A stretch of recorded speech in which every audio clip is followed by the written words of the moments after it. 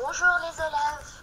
Aujourd'hui, on va commencer par la deuxième partie de la vidéo Le départ pour analyser ensemble le texte. Après la lecture du texte et la recherche des mots difficiles, c'est le temps de la contextualisation ou bien l'analyse du texte. On va répondre aux 5 questions. Qui, où, quand, comment et pourquoi. Commençons par qui. Qui sont les personnages de ce texte? Les personnages sont 2 voyageurs, le narrateur appelé Fintan et sa mère Maria-Luisa ou bien Mao, quand Fintan lui a appelé quand il était bébé. Où se trouve-t-il? Il se trouve au bord d'un navire appelé le Sarayaba. Ils veulent quitter la France vers la côte ouest de l'Afrique. Quand se passe l'histoire? L'histoire se passe la fin du dimanche, le 14 mars 1948. Comment était-il?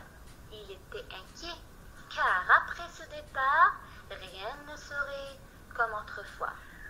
Ils voulaient quitter leur pays, leur habitude, pour vivre dans un autre pays avec des autres habitudes et des autres traditions. À la fin, pourquoi cette inquiétude-là?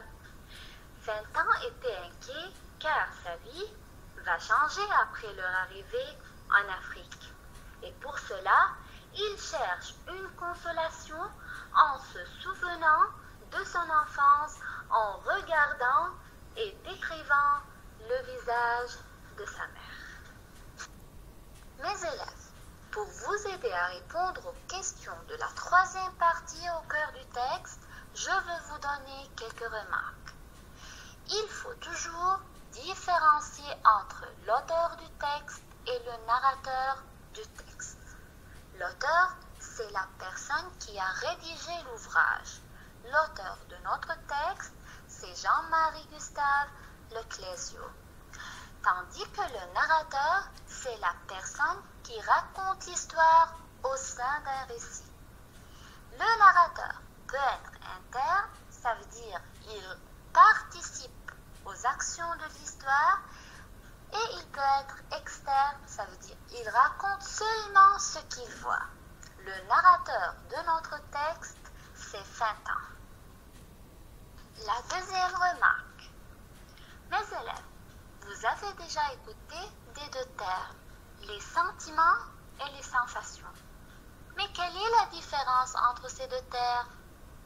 Commençons par les sentiments. Ce sont des émotions qui peuvent être positives, telles que la joie, le plaisir, l'amour, etc. Et ces émotions peuvent être encore négatives, telles que la haine, la tristesse, la crainte, l'effroi et l'inquiétude. Tandis que les sensations se rapportent avec les 5 sens. La vue, l'ouïe, l'odorat, le goût et le toucher. La vue, c'est la sensation visuelle. Elle est exprimée par les verbes voir, apercevoir, distinguer, observer, examiner, regarder, etc. L'ouïe, c'est la sensation auditive. Elle est exprimée par les verbes entendre, écouter, percevoir, ouïr, etc.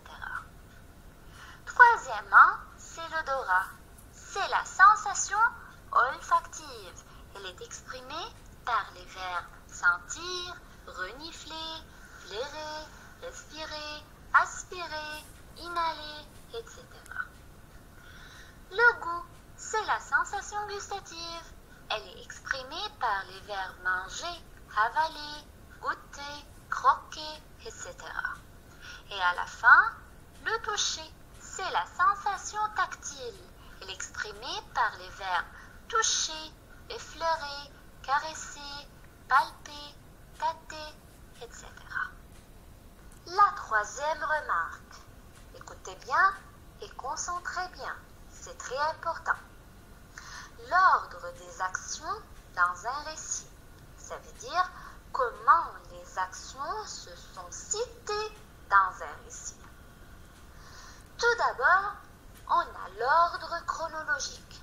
C'est quand le narrateur livre les actions dans l'ordre où les événements se sont produits.